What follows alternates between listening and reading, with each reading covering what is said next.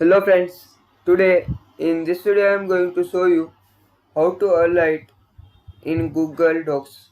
It's guys very easy and simple method.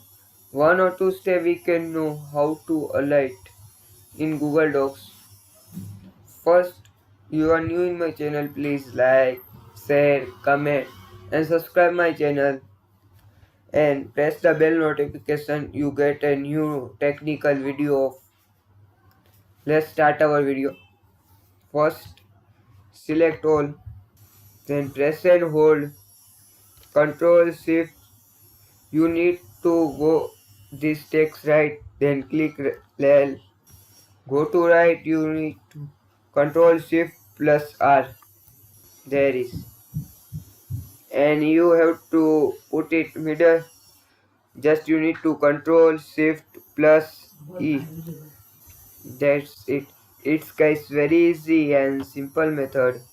One or two steps we can know how to highlight any text in Google Docs. Just you go to right, you need to press and hold Control Shift plus L, and in middle you need to Control Shift plus E, and right Control Shift plus R.